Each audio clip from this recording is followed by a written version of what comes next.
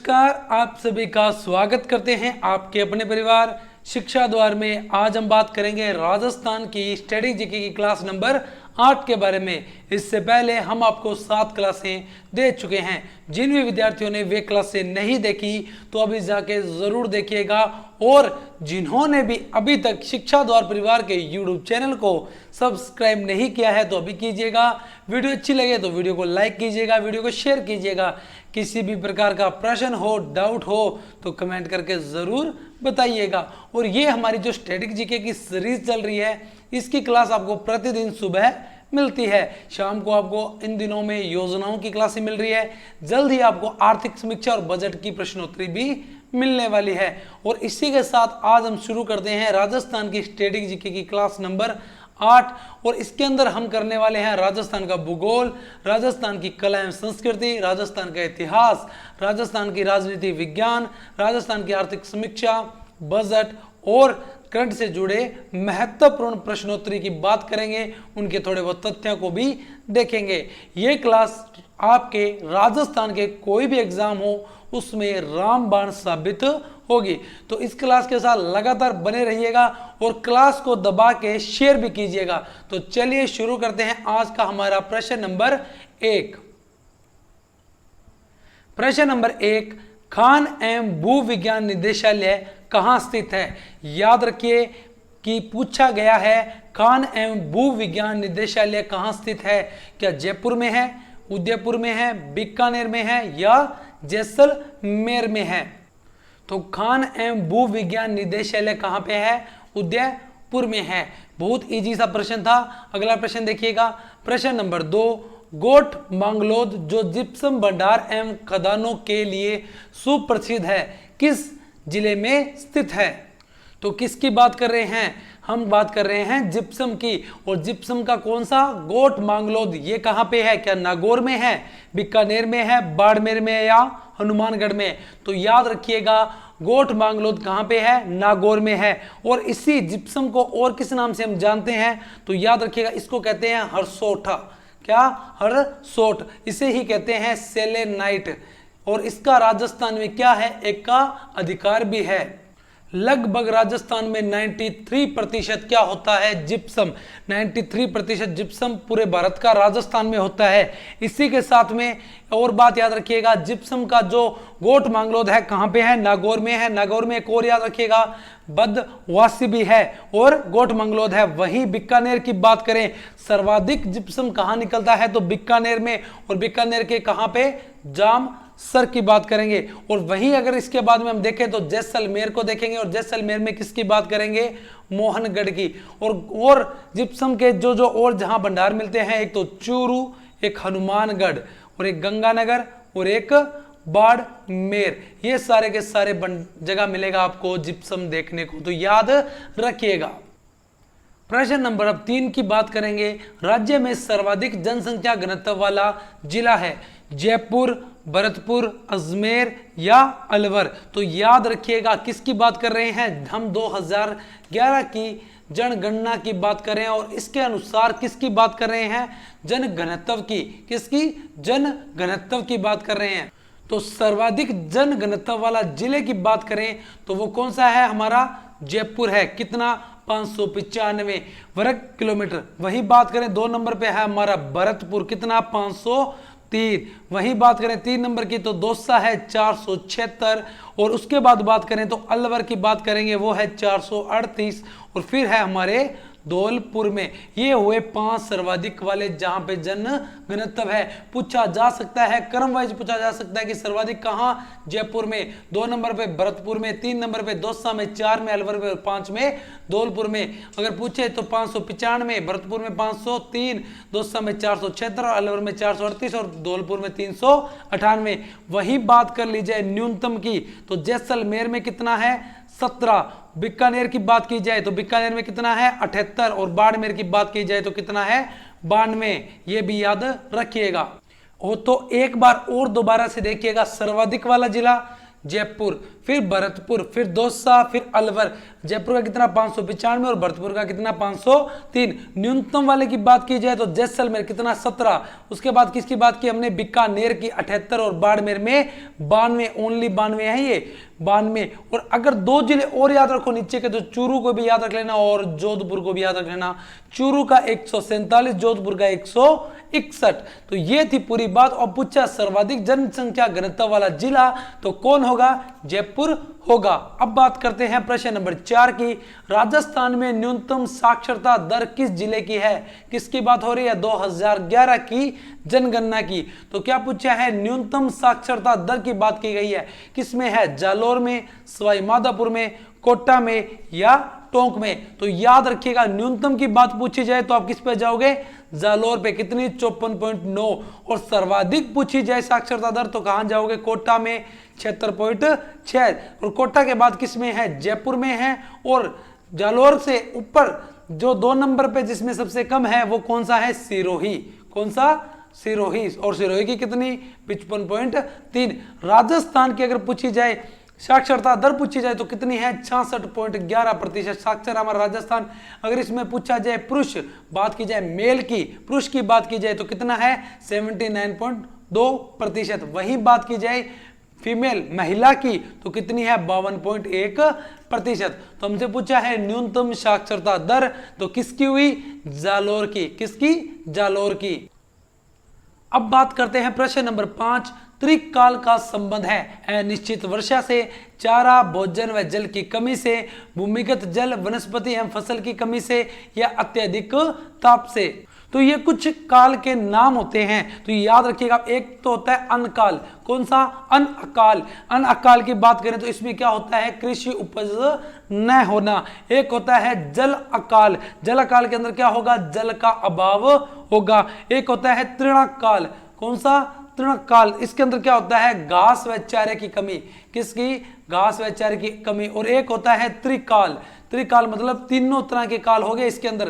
तीनों तरह का मतलब अन्न का भी काल हो गया और इसके साथ में जल का काल भी हो गया और चारे का काल भी हो गया। तो देखो अनिश्चित वर्षा 1 नंबर नहीं, चारा, भोजन और जल बिल्कुल 2 नंबर ऑप्शन बिल्कुल सही उत्तर होगा। अब बात देखिएगा प्रश्न नंबर 6 की। मरु विकास बोर्ड की स्थापना किस वर्ष में हुई? देखो ये 2 बात है, इनमें कंफ्यूज नहीं होना। एक तो मरु विकास बोर्ड और एक होता है मरु विकास कार्यक्रम। ये दोनों के दोनों पेपर में पूछे जाते हैं, तो ये दोनों को दोनों में कंफ्यूज नहीं होना। मरु विकास बोर्ड की स्थापना तो हुई थी 1969 के अंदर। वही बात की जाए मरु विकास कार्यक्रम की तो 1977-78 में। कब, 1977-78 में। और मरु विकास कार्यक्रम में जो सबसे ज्यादा पूछा गया है वो ये प्रश्न है कि इसमें केंद्र व राज्य का कितना प्रतिशत हिस्सा है। तो बात करें केंद्र की, बात करें राज्य की, तो केंद्र का कितना 75%, वहीं राज्य का कितना 25%। और मरु विकास बोर्ड की स्थापना की बात की जाए तो कब, 1969 में। तो 1967 पहला नहीं, 68 दूसरा भी नहीं, तीसरा बिल्कुल सही होगा। अगला प्रश्न देखिएगा। निम्नलिखित में से कौन सी संस्था राजस्थान में पारंपरिक ऊर्जा के उत्पादन को प्रोत्साहित करने में महत्वपूर्ण भूमिका निभा रही है? रूड़ा, राजस्थान नवीनीकृत ऊर्जा निगम, राजस्थान गैर पारंपरिक ऊर्जा निगम या राजस्थान गैर पारंपरिक ऊर्जा निर्माण निगम। तो याद रखिएगा कौन निभा रही है, किसकी बात कर रहे हैं, गैर पारंपरिक ऊर्जा के स्रोत के बारे में बात कर रहे हैं और इसकी भूमिका कौन निभा रही है। तो याद रखिएगा कौन निभा रही है, राजस्थान नवीनीकृत ऊर्जा निगम। तो 1 नंबर नहीं 2 नंबर बिल्कुल सही होगा। और इसको आप एक तरह से और भी याद कर सकते हो, कैसे, अक्षय ऊर्जा निगम। जो अभी हाल फिलहाल अगर प्रश्न पूछा जाए कि ये कौन कर रहा है कार्य, तो अक्षय ऊर्जा निगम कर रहा है, यही है अक्षय ऊर्जा निगम। और अक्षय ऊर्जा निगम की स्थापना कब हुई, तो 9 अगस्त। कब, 9 अगस्त 2002 को। और ये किन किन से मिलकर हुई, तो सबसे मुख्य बात थी, एक तो है रेडा। रेडा की स्थापना कब, 1985 में। दूसरी बात की जाए RSPCL जिसकी स्थापना होती है 1995 में। तो इन दोनों से मिलकर क्या हुई, अक्षय ऊर्जा निगम की स्थापना हुई। रेडा का मतलब होता है राजस्थान ऊर्जा विकास एजेंसी, वहीं RSPCL का मतलब राजस्थान स्टेट पावर कॉर्पोरेशन। तो इनसे मिलकर किसकी, अक्षय ऊर्जा निगम की, और ये पेपर में पूछा जा सकता है। अब बात करते हैं प्रश्न नंबर 8 की। राजस्थान में परमाणु केंद्र कहां स्थित है? रावतबाटा, सूरतगढ़, उदयपुर या भीलवाड़ा में। हम किसकी बात कर रहे हैं? परमाणु केंद्र की, राजस्थान के पहले परमाणु केंद्र की। किसकी? राजस्थान के फर्स्ट परमाणु केंद्र की, जो कहां पे है? रावतबाटा में। कहां पे? रावतबाटा में। और किसकी सहयोग से? 1965 में। किसके सहयोग से?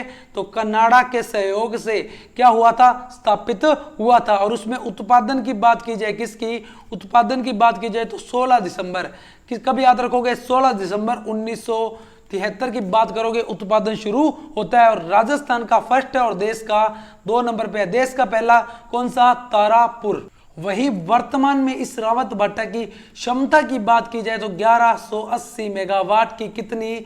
6 इकाइयों में। कितनी? 6 इकाइयों में। और एक बात और याद रखिएगा, जो अभी रिसेंट प्रश्न बन सकता है, राजस्थान का दूसरा सेकंड ये परमाणु केंद्र कहां स्थापित हो रहा है? तो याद रखिएगा कहां पे? बांसवाड़ा में। कहां पे? बांसवाड़ा। और बांसवाड़ा में कहां पे? नापला गांव में। तो ये वाली बात भी अच्छे से याद रखिएगा। अगला प्रश्न देखिएगा, बरसिंहपुर, क्या बरसिंहसर ताप परियोजना किस जिले में स्थित है? बीकानेर, जैसलमेर, जोधपुर या नागौर में। तो याद रखिएगा बरसिंहसर ताप परियोजना कहां पे है? तो है जी ये बीकानेर में। और किससे पर आधारित है? तो लिग्नाइट पे, लिग्नाइट कोयले से आधारित है। कहां पे है? बरसिंहपुर, बीकानेर में है। अब देखते हैं प्रश्न नंबर 10 के बारे में। इसके अंदर ऊर्जा परियोजना दी गई है और साथ में इनकी स्थिति दी गई है। तो बड़ला सोलर पार्क, जिन्होंने भी हमारे राजस्थान की जियोग्राफी में ऊर्जा की क्लास नहीं देखी तो वो जाके जरूर देखिएगा। ऐसे प्रश्न उसमें करने बिल्कुल आसान हो जाएंगे। एक एक चीज की बात की है वहां पे। बड़ला सोलर पार्क कहां पे है? तो याद रखिएगा बड़ला सोलर पार्क जिसकी स्थापना 21 अगस्त, कब? 21 अगस्त 2013 को की गई। और ये है कहां पे? तो ये है बाप, कौन सा? बाप फल्लोदी, जोधपुर में। कौन सा? जोधपुर की बात कर रहे हैं। तो बड़ला सोलर पार्क कहां पे? देखो 4 नंबर बिल्कुल सही। ए में 4 वाला रखो, बाकी काट दो। 1 नंबर ऑप्शन रखो, 2 को रखिए, 1 को काट दिए, 3 को रखिए, 4 को भी काट दीजिएगा। अब बात करते हैं अवशिष्ट ऊर्जा परियोजना। तो याद रखिएगा अवशिष्ट ऊर्जा परियोजना कहां? जहां पे शहरी कचरे से बनती है, वो कहां पे है? बालोतरा, बाड़मेर में। तो देखो बी में 3 वाला रखो, तो जी बी में 3 तो दोनों में है, तो दोनों ही रखिए। पवन ऊर्जा की बात करें तो ये देखिए पवन ऊर्जा, पहला जो हमारा पवन ऊर्जा संयंत्र लगा था वो लगा था हमारा अमर सागर। कहां पे? अमर सागर, जो कहां पे है? हमारा जैसलमेर में है। कहां पे है? जैसलमेर में है। और दूसरा जो लगा था देवगढ़, कहां पे? देवगढ़ कहां पे है? प्रतापगढ़ में। तो जरूर दिए जी दिया गया है, कौन सा? देवगढ़ दिया गया है। तो देखिएगा सी में 3 वाला, सी में 2, तो जी 2 नंबर में है, 3 को काट दीजिए, 2 नंबर हमारा बिल्कुल सही होगा। और सौर ऊर्जा परियोजना कहां पे? खींवसर, नागौर में। कहां पे? खींवसर, नागौर में, रिलायंस की सहायता से लगाई गई। ये वाली बात भी आप अच्छे से याद रखिएगा। कौन सी बात? कि राजस्थान की प्रथम सौर ऊर्जा, कौन से? निजी क्षेत्र की। किसकी बात हो रही है? निजी क्षेत्र की बात हो रही है। और निजी क्षेत्र की प्रथम सौर ऊर्जा संयंत्र कहां लगा? खींवसर लगा। किस ग्रुप के द्वारा? तो रिलायंस ग्रुप के द्वारा लगाया गया।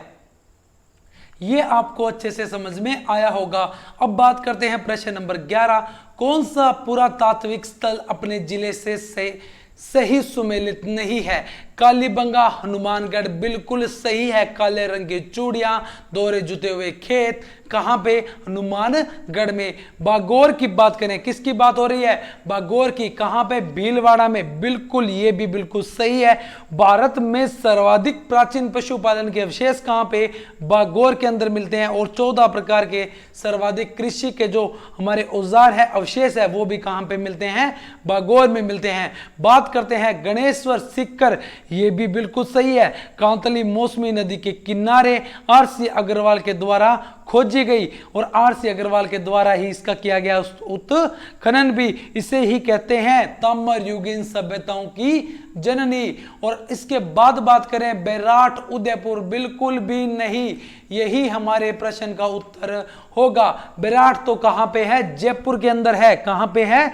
जयपुर के अंदर है। मत्स्य जनपद की राजधानी थी कौन? बेराट। प्राचीन काल की बात हो रही है और यह है कहां पे? जयपुर के अंदर है। तो हमारा प्रश्न भी यही था, सही सुमेलित नहीं, तो कर दिया हमने सही सुमेलित को टिक। अब बात करते हैं प्रश्न नंबर 12। महाराणा कुंभा द्वारा रचित ग्रंथ संगीत राज कितने कोश में विभक्त है? तो याद रखिएगा ये संगीत राज किसकी बात हो रही है? संगीत राज की बात हो रही है। वरहिद, सर्वश्रेष्ठ, इसके बारे में कहा जाता है सबसे बड़ा, सबसे श्रेष्ठ, और सिरमौर भी कहते हैं। किसका? ग्रंथों का सिरमौर भी कहते हैं। किसको? संगीत राज को। और ये किसका है? महाराणा कुंभा का। बहुत बार प्रश्न बना है, ये प्रश्न भी बनेगा। और एक बात और याद रखिएगा, क्या कि इसके अंदर कितने कोश हैं? तो कितने हैं? 5 कोश हैं। कितने? 5 कोश हैं। और 5 कौन कौन से हैं? पहला याद रखिएगा पाठ्य है। कुछ अभी देखो याद करने का तरीका बताते हैं। पहला रखो पाठ्य है, दूसरा पढ़ के करो नृत्य है, पर नृत्य के साथ में करना पड़ेगा ना पड़ेगा गीत, गीत गाओगे तो कुछ बजाना पड़ेगा वाद्य है, और फिर आएगा आपको रस मतलब आनंद। पहले पढ़ो, फिर नाचो, फिर गाओ, फिर बजाओ, फिर आपको आएगा आनंद। फिर क्या आएगा आपको? आनंद। और इसी पाठ्य रत्न कोश के अंदर कुंभा की वंशावली का वर्णन किया गया है। तो ये वाली बात भी अच्छे से याद रखिएगा। कुंभा की वंशावली का वर्णन किसमें? पाठ्य रत्न कोश के अंदर। तो अपना इसका प्रश्न था कितने कोश हैं? तो 7 नहीं, 4 नहीं, 9 भी नहीं, और 5 बिल्कुल सही होगा। अब बात करते हैं प्रश्न नंबर 13। बीकानेर के प्रसिद्ध किले का निर्माणकर्ता किसे कहा जाता है? जमीन का जेवर जिसे कहते हैं, चिंतामणि दुर्ग जिसे कहते हैं, कौन था इसके निर्माता? तो याद रखिएगा इसके निर्माता थे राय सिंह। और इसी किले के बाहर लगी है जैमल फत्ता की गज पे बैठे हुए हाथी के साथ में एक प्रतिमा भी लगी है, गेट के ऊपर लगी गई है। ये भी आप जाओ तो जरूर देखना। तो राय सिंह 1 नंबर ऑप्शन बिल्कुल सही होगा। अब बात करते हैं प्रश्न नंबर 14 की। गोना रस्म किससे संबंधित है? तो याद रखिएगा गोना का दूसरा नाम क्या है? मुकलावा। क्या है? मुकलावा। और इस मुकलावा का भी एक और नाम है, क्या इसे बोलते हैं? आणो। क्या बोलते हैं? आणो। और ये मुकलावा क्या होता है? लड़का लड़की की हो गई शादी और लड़की पक्ष के द्वारा मतलब वधू पक्ष के द्वारा वर पक्ष को दी गई नगद राशि। क्या? नगद राशि, वस्त्र, इसी को ही कहते हैं गोना। क्या कहते हैं? गोना। गोना रस्म किससे संबंधित हुई? तो विवाह से संबंधित हुई। तो मुंडन नहीं, विवाह बिल्कुल सही होगा।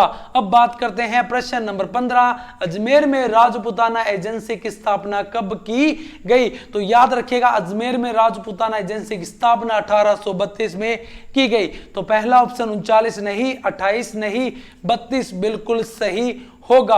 अब बात करते हैं प्रश्न नंबर 16 की। इस प्रश्न को इंपोर्टेंट लगा लीजिए, किसकी बात कर रहे हैं? प्रश्न नंबर 16 की इंपोर्टेंट लगा लीजिए। किसकी? प्रश्न नंबर 16। शंकर राव देश समिति का गठन धौलपुर एवं भरतपुर राज्यों की जनता की इस बात के लिए राय जानने के लिए किया गया था कि वे राजस्थान व उत्तर प्रदेश में किससे मिलना चाहती है। हमें पता है किसकी? मत्स्य संघ के बारे में। पूरी बात जानिएगा, मत्स्य संघ के बारे में हमें पता है, जिसकी स्थापना 18 मार्च को की जाती है। कब? 18 मार्च 1948 को। और इसके अंदर कितने हमारी रियासतें थी? तो 4 रियासतें थी। कौन कौन सी? अलवर था पहला, दूसरा भरतपुर था। याद रखने वाली बात है, ये पेपर में पूछी जा रही है बहुत बार। भरतपुर था, धौलपुर थी और करौली थी, ये चारों थी। परंतु हुआ क्या? अलवर और करौली तो वृहित राजस्थान में, किसमें? वृहित राजस्थान में मिलने को तैयार हो गई। परंतु भरतपुर और धौलपुर वालों ने क्या कहा कि हम तो जाके मिलेंगे उत्तर प्रदेश में। तो इसी के किसकी? शंकर राव देव समिति की सिफारिश पे ही ये भरतपुर और धौलपुर किस में आके मिलती है? वृहद राजस्थान में मिलती है। और अब बात की जा रही है इस समिति में अध्यक्ष सहित कितने सदस्य थे? कौन सी समिति में? शंकर राव देव समिति में। तो इसमें पहले अध्यक्ष की ही बात कर लो आप, ये कौन थे? शंकर राव देव। कौन? शंकर राव देव। अब बात करें इनके साथ दो सदस्य भी थे, कितने? दो। एक का नाम तो था प्रभु दयाल। कौन? प्रभु दयाल। दूसरे थे आर के। कौन से? आर के सिद्धवा। तो ये वाली बात भी अच्छे से याद रखिएगा। एक तो खुद अध्यक्ष हो गए, दो सदस्य, कुल कितने? 3। यही पूछा है, 4 नहीं 3। एक अध्यक्ष व 2 सदस्य थे, यही बात इस प्रश्न में पूछी गई है।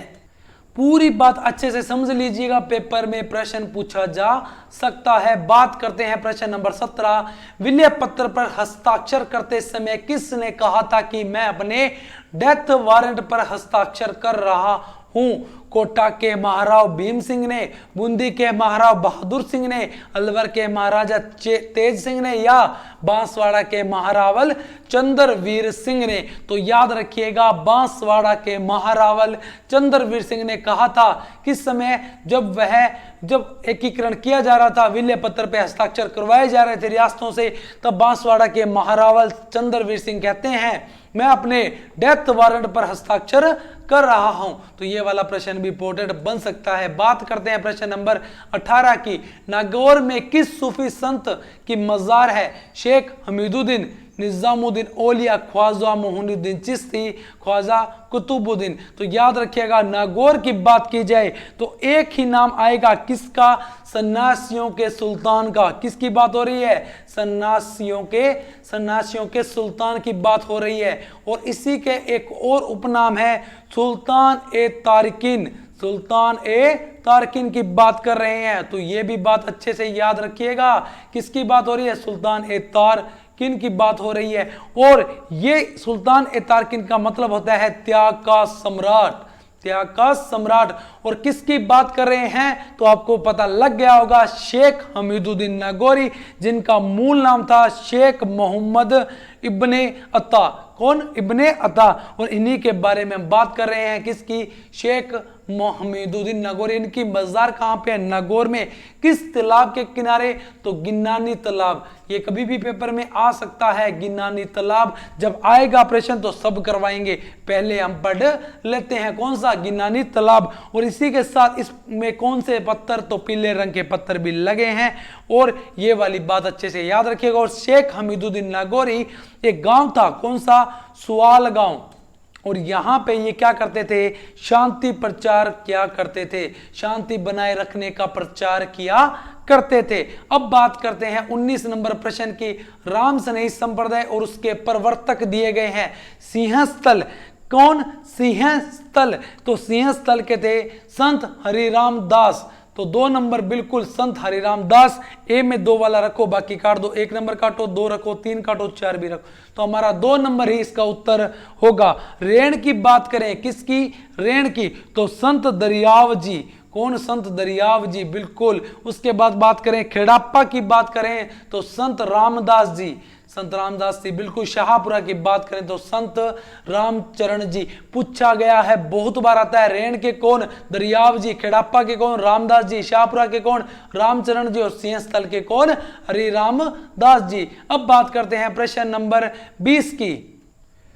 मेले दिए गए हैं, महा दिए गए हैं। पुष्कर, जीण माता, भृतहरि, डिग्गी, चैत्र, भाद्रपद, कार्तिक और श्रावण। पुष्कर मेला राज्य का सबसे बड़ा पशु मेला।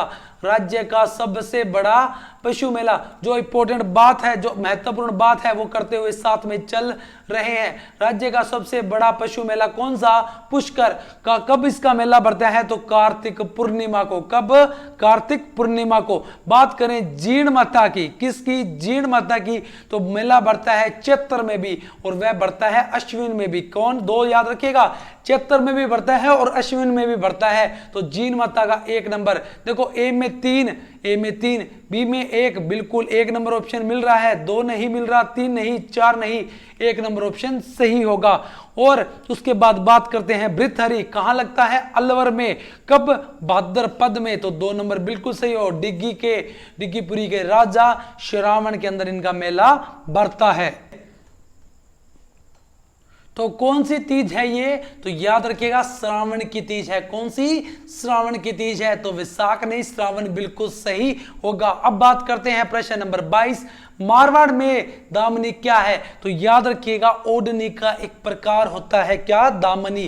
तो देखो 1 नंबर ऑप्शन ओढ़नी का एक प्रकार, बिल्कुल यही हमने भी बात की थी। तो कलात्मक जूतियां नहीं, एक रास्तव कर नहीं, सिंचाई करने का औजार भी नहीं होता।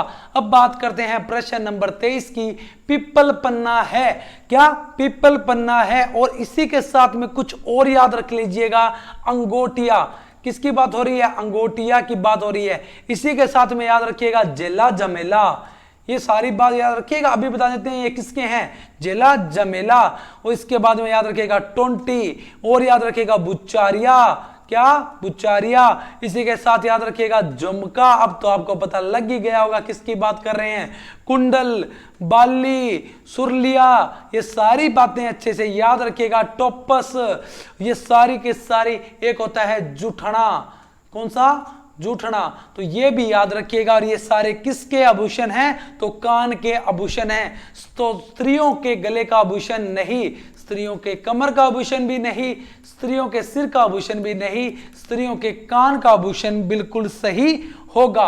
अब बात करते हैं प्रश्न नंबर 24 की, भील जनजाति में काचवू कौन पहनता है, तो काचवू कौन पहनता है, नवयुवक, लड़का, बालक, पुरुष या महिलाएं। तो ये काचवू क्या होता है, घाघरा होता है। और घाघरा कौन पहनेगा, तो महिलाएं ही पहनेगी ना, तो घाघरा होता है क्या, काचवू। तो ये हमारा उत्तर क्या होगा, नवयुवक, लड़के, बालक, पुरुष या महिला, तो महिलाएं ही पहनती है, क्या, काचवू की बात कर रहे हैं। और इसी से जुड़ी 2 बात और देख लो, क्योंकि बात चल रही है। एक तो होता है खोएतू, क्या होता है, खोएतू, और एक होता है खोएत।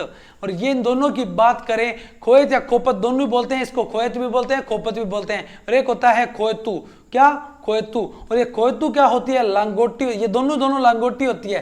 फिर ये तू वाली बात करेंगे तो ये किसकी होती है, पुरुष की होती है। और तय वाली बात करेंगे तो ये होती है महिला की होती है। तो यही बात भी आप याद रखिएगा। अब बात करते हैं प्रश्न नंबर 25, प्रसिद्ध घोटिया अंबा का मेला राजस्थान के किस जिले से संबंध है, सिक्कर, बांसवाड़ा, झालावाड़ या जालोर, किससे संबंधित है प्रसिद्ध घोटिया अंबा का मेला, जिसे कहते हैं आदिवासियों का दूसरा कुंभ। देखो कितनी अच्छी बात करने वाले हैं, आदिवासियों का दूसरा कुंभ। और पेपर में पूछा भी जा सकता है ये वाली बात कि आदिवासियों का दूसरा कुंभ किसे कहते हैं, प्रसिद्ध घोटिया अंबा का मेला। तो पहला किसे कहते हैं आदिवासियों का कुंभ, फर्स्ट कौन सा होगा, तो वेणेश्वर धाम। कहां पे, वेणेश्वर मेला, जो कहां लगता है, नवाटापुरा के अंदर लगता है। और नवाटापुरा कहां पे, डूंगरपुर के अंदर लगता है। और एक और बात रखिएगा कि यही वेणेश्वर धाम में ही शिव जी के टूटे हुए शिवलिंग की पूजा की जाती है। एकमात्र जगह है पूरे भारत में जहां पे शिव जी के टूटे शिवलिंग की पूजा की जाती है। तो ये वाली भी अच्छे से बात याद रखिएगा। सिक्कर, बांसवाड़ा, झालावाड़ या जालोर पूछा गया है प्रसिद्ध घोटिया अंबा का मेला। तो याद रखिएगा चैत्र अमावस को बढ़ता है, कब, चैत्र अमावस्या को बढ़ता है। और कहां बढ़ता है, तो बांसवाड़ा में बढ़ता है। 2 नंबर ऑप्शन बिल्कुल सही होगा। अब बात करते हैं प्रश्न नंबर 26 की, राजस्थान के पहले लोकायुक्त कौन थे। पहली बात तो इस लोकायुक्त की स्थापना कब होती है पद की, तो 28 अगस्त 1973 को, 28 अगस्त 1973 को इसकी स्थापना होती है। पहले कौन थे, तो आई.डी. दुआ थे, आई.डी. दुआ साहब थे। उप लोकायुक्त कौन थे प्रथम, तो वो कौन थे, के.पी.यू. मेनन, के.पी.यू. मेनन, ये याद रखिएगा। और एक बात और याद रखिएगा, वर्तमान में कौन है, तो प्रताप कृष्ण, कौन, प्रताप कृष्ण लोहारा, प्रताप कृष्ण लोहारा कौन है, वर्तमान के लोकायुक्त है। हम बात कर रहे हैं पहले की, वी.एस. दवे नहीं, डी.बी. गुप्ता नहीं, एम.एल. जोशी नहीं, आई.डी. दुआ बिल्कुल सही। यही इस प्रश्न का उत्तर होगा। अब देखिए प्रश्न नंबर 27, राजस्थान राज्य के प्रथम मुख्य सूचना आयुक्त कौन थे? पहली बात तो सूचना आयुक्त की स्थापना कब होती है? तो याद रखिएगा 18 अप्रैल। ये देखो एक एक बात बहुत इंपॉर्टेंट है, 2006 को। अच्छा पहले कौन थे, किसकी बात हो रही है? पहले की तो एमडी कोरानी। करंट की भी याद कर सकते हैं बात में। वर्तमान के कौन है? तो डीबी गुप्ता साहब।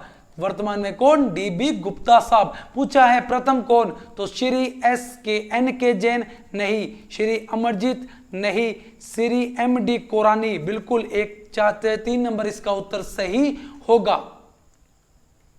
प्रश्न नंबर 28 देखिएगा, राजस्थान लोक सेवा आयोग के प्रथम अध्यक्ष कौन थे? S K Ghosh, S C Tripathi, B S Tiwari, S M Verma. तो पहली बात वही लोक सेवा आयोग की स्थापना तो 20 अगस्त, कब? 20 अगस्त 1949। और कहां पे होती है पहले? तो जयपुर के अंदर होती है। और इसके पहले अध्यक्ष कौन थे? तो एस के घोष थे। कौन? S K Ghosh. अभी वर्तमान में कौन है? ये प्रथम थे। और वर्तमान की बात करें तो संजय श्रोत्रिय। किसकी बात हो रही है? संजय श्रोत्रिय, ये वर्तमान थे। पहला कौन थे? तो एस के घोष साहब थे। अब बात करते हैं प्रश्न नंबर 29 की, राजस्थान राज्य मानवाधिकार आयोग का अध्यक्ष किसे नियुक्त किया जा सकता है?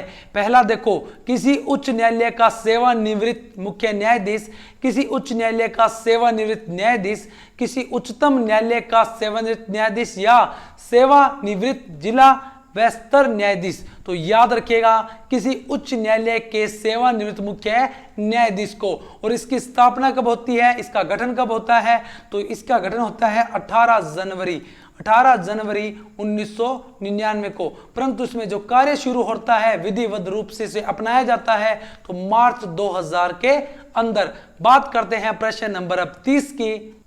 पूछा गया है राजस्थान में लोकायुक्त का कार्यकाल होता है, ये आया था पटवारी के अंदर। और बहुत अच्छा प्रश्न है।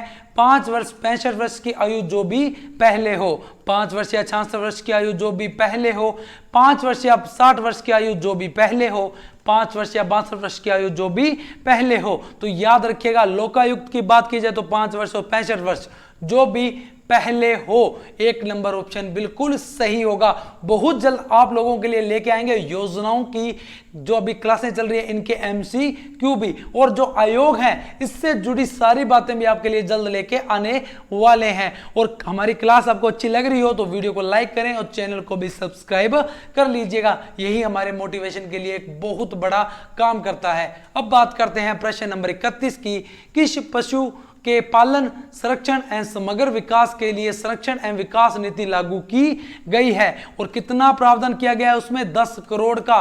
और किसकी बात हो रही है? बजट 2022-23 की बात की जा रही है। तो बकरी के लिए, भेड़ के लिए, ऊंट के लिए, घोड़ा के लिए। तो याद रखिएगा ऊंट के पालन, ऊंट के संरक्षण, ऊंट के समग्र विकास के लिए ऊंट संरक्षण एवं विकास नीति, किसकी बात कर रहे हैं? ऊंट संरक्षण एवं विकास नीति को लागू किया गया है जिसमें प्रावधान किया गया है 10 करोड़ का। तो 3 नंबर ऑप्शन बिल्कुल सही होगा। अब बात करते हैं बेड़ा का नाका सूक्ष्म सिंचाई परियोजना किस जिले में स्थित है? खेरवाड़ा, उदयपुर, बिलाड़ा, जोधपुर, छबड़ा, बारा, मनोहर थाना, झालावाड़। तो याद रखिएगा बेड़ा का नाका सूक्ष्म सिंचाई परियोजना कहां? खेरवाड़ा, उदयपुर में। अब बात करते हैं प्रश्न नंबर 33 की, पात्र परिवार को घर बैठे सरकार की सुविधाओं का लाभ पहुंचाने के लिए कौन सी योजना शुरू की गई है? कौन सी? मुख्यमंत्री डिजिटल सेवा योजना, राजीव गांधी डिजिटल योजना, मुख्यमंत्री चिरंजीवी योजना या उपरोक्त में से कोई नहीं। तो याद रखिएगा मुख्यमंत्री डिजिटल सेवा योजना 1 नंबर ऑप्शन। इसके अंदर क्या होगा? 1.33 करोड़, कितने? 1.33 करोड़ जो चिरंजीवी महिलाएं हैं, जो चिरंजीवी महिलाएं मुखिया है, परिवार की महिला मुखिया है, उनको मोबाइल फोन दिया जाएगा और 3 साल का क्या इंटरनेट भी फ्री साथ में दिया जाएगा और सारी सुविधा घर बैठे उनको उपलब्ध करवाई जाएगी। इसी क्रम में बात करते हैं प्रश्न नंबर 34 की, प्रति 100 वर्ग किलोमीटर पर राजस्थान का सड़क घनत्व कितना है? 71.12 किलोमीटर, 73.64 किलोमीटर, 79.76 किलोमीटर या 81.18 किलोमीटर। तो याद रखिएगा राजस्थान का सड़क घनत्व कितना होगा? 79.76 किलोमीटर होगा। वहीं हम राष्ट्र की बात करें, राष्ट्रीय सड़क घनत्व की बात करें तो 161.71 वर्ग किलोमीटर होगा। अब बात करते हैं प्रश्न नंबर 35 की। मुख्यमंत्री किसान मित्र ऊर्जा योजना के संबंध में कौन सा कथन सत्य है? जिन्होंने भी अभी तक योजनाओं की क्लासें नहीं देखी, जाके जरूर देखिएगा, वहां पे एक एक योजना को अच्छे से करवाया गया है। तो पहली बात देखिएगा, राज्य सरकार द्वारा इसकी घोषणा बजट 2021-22 में की गई, बिल्कुल सही बात है। योजना का विधिवत शुभारंभ 17 जुलाई 2021 को किया गया, बिल्कुल ये बात भी बिल्कुल सत्य है। इसके तहत ग्रामीण कृषि उपभोक्ताओं को प्रति वर्ष अधिकतम 12,000 रुपए की राशि दी जाएगी, ये बात भी सत्य है। और प्रति माह पूछा जाए तो 1,000 रुपए की राशि दी जाएगी, ये बात भी सत्य है। कृषि उपभोक्ताओं को वर्तमान में दिए जा रहे ट्रैफिक अनुदान को इस योजना के तहत समाप्त कर दिया गया है। नहीं, अगर योजनाओं के इस अनुदान में, योजना में जो अनुदान मिल रहा है, इसको अगर समाप्त कर दिया जाता तो प्रति माह 1,000 रुपए और प्रति वर्ष 12,000 रुपए कैसे मिलते? तो यही 4 नंबर ही हमारा बिल्कुल असत्य होगा। देखिए प्रश्न नंबर 36, निम्नलिखित में से कौन सा युग्म सही सम्मिलित नहीं है? सोलर पावर प्रोजेक्ट, संबंधित जिला। देखो सोलर पावर प्रोजेक्ट दिए गए और संबंधित जिले दिए गए हैं। पहला फलोदी पोखरण सोलर पार्क अजमेर। अजमेर में कहा, आपको पता होगा फलोदी कहां पे है? जोधपुर में। तो हमारा 1 नंबर ही असत्य होगा। फतेहगढ़ फेज 1B कहा? जैसलमेर, बिल्कुल सही बात है। 1500 मेगावाट की ये परियोजना है। बड़ला सोलर पार्क जोधपुर, बिल्कुल हमें पता है बड़ला सोलर पार्क कहां पे है? जोधपुर के अंदर है। और उसके बाद नोका सोलर पार्क, बिल्कुल 925 मेगावाट का, कहां पे? जैसलमेर में। और वही बात के एक और याद रखिएगा, बड़ला सोलर पार्क राजस्थान का सबसे बड़ा सोलर पार्क है। इसकी क्षमता कितनी? 2245 मेगावाट की। तो ये सारी बात आपको अच्छे से समझ में आई होगी। अब बात करते हैं प्रश्न नंबर 37 की। राजस्थान विंड एवं हाइब्रिड पॉलिसी को कब जारी किया गया? 10 दिसंबर 2020, 16 दिसंबर 2021, 18 दिसंबर 2019 या 13 दिसंबर 2019। तो याद रखिएगा कब? 18 दिसंबर 2019 को राजस्थान विंड एवं हाइब्रिड पॉलिसी को जारी किया गया। अब बात करते हैं प्रश्न नंबर 38 की। आर्थिक समीक्षा 2021-22 के अनुसार राजस्थान की सौर ऊर्जा उत्पादन क्षमता कितनी है? तो देखिएगा दिसंबर 2021 तक की बात करें, कब की? दिसंबर 2021 तक की बात करें तो कितनी है? तो है जी, याद रखिएगा 9228.70 मेगावाट। वही भारत सरकार के द्वारा राजस्थान की सौर ऊर्जा क्षमता को कितना माना गया है? तो 142 गीगावाट माना गया है। तो दोनों आंकड़े याद रखिएगा। और इसी के साथ के हमारा प्रश्न था सौर ऊर्जा उत्पादन क्षमता कितनी है?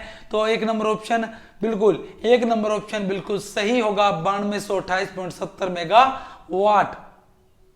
अगला प्रश्न देखिएगा, प्रश्न नंबर 39, निम्नलिखित में से कौन सा युग्म सही सम्मिलित नहीं है? पवन ऊर्जा परियोजना दी गई है और संबंधित जिले दी गई है। तो देखिएगा अमर सागर जैसलमेर, बिल्कुल ये हमारा राज्य का प्रथम पवन ऊर्जा संयंत्र था। कहाँ लगा? जैसलमेर में लगा। क्या नाम था? अमर सागर था। लगा कब? 2000 भी मिलता है, 1999 भी मिलता है। दोनों आंकड़े अपनी जगह सही हैं। उसके बाद बात करते हैं देवगढ़ प्रतापगढ़, बिल्कुल ये हमारे राज्य का पहला कौन सा? अमर सागर। तो दूसरा कौन सा है? देवगढ़ प्रतापगढ़ वाला। उसके बाद बात करते हैं बड़ा बाग बाड़मेर, नहीं, बड़ा बाग बाड़मेर में नहीं है। ये तो कहां पे है? जैसलमेर में है। कहां पे है? जैसलमेर में है। 3 नंबर ही हमारा क्या होगा? असत्य होगा। और अगली सौदा बंधन जैसलमेर, बिल्कुल सही होगा। और बड़ा बाग के लिए एक और बात याद रखिएगा, निजी क्षेत्र की, क्या? निजी क्षेत्र की प्रथम परियोजना थी कौन सी? बड़ा बाग परियोजना।